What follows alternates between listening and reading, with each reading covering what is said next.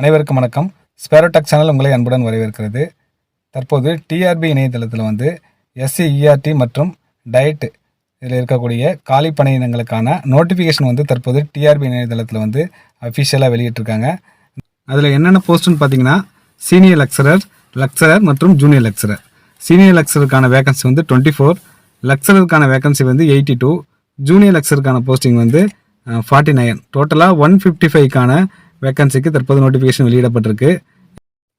இந்த notification link வந்து நான் உங்களுக்கு டிஸ்கிரிப்ஷனில் கொடுத்துருக்கேன். கிளிக் பண்ணி பார்த்துக்கோங்க. இதில் சப்ஜெக்ட் வைஸ் மேலும் கேட்டகரி வைஸ் கொடுக்கப்பட்டிருக்கு எவ்வளோ வேகன்சி அப்படின்ட்டு.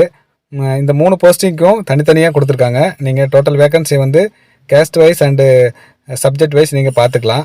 நெக்ஸ்ட்டு வந்து ஃபீஸ் டீட்டெயில்ஸ் எல்லாமே இதில் கொடுக்கப்பட்டிருக்கு. NOC ஃபார்ம் கொடுக்கப்பட்டிருக்கு. மேலும் நீங்கள் தமிழ் வழி பயின்றதற்கான ஒதுக்கீட்டில் வந்து அப்ளை பண்ணுறீங்கன்னா அதுக்கு வாங்குறதுக்கான டாக்குமெண்ட்ஸ், அதாவது பிடிஎஃப்லேயே உங்களுக்கு இந்த நோட்டிஃபிகேஷன்லேயே கொடுத்துருக்காங்க. அதில் நீங்கள் தமிழ் வழி பயின்றதற்கான சான்றிதழை நீங்கள் உங்கள் ஸ்கூல் ஆர் காலேஜில் வந்து வாங்கிக்கலாம். மேலும் இதில் வந்து முக்கியமாக என்ன நீங்கள் கவனிக்கணும்னு பார்த்தீங்கன்னா, ஃபஸ்ட் டைம் டிஆர்பி வந்து தமிழ் மொழி தகுதி தேர்வை வந்து இந்த எக்ஸாமில் இன்ட்ரடியூஸ் பண்ணுறாங்க. அந்தக்கான டீட்டெயில்ஸும் இதில் கொடுக்கப்பட்டிருக்கு. தமிழ் மொழி தகுதி தேர்வை பொறுத்த வரைக்கும், இந்த எக்ஸாம் பொறுத்த வரைக்கும் மேக்ஸிமம் மார்க் வந்து 50க்கு நீங்கள் 20 மார்க்கு கம்பல்சரி எடுத்துருக்கணும். எல்லா கேட்டகரியில் உள்ளவங்க எல்லாருக்குமே சேம் தான். 20 மார்க்கு கம்பல்சரி எடுத்துருக்கணும்.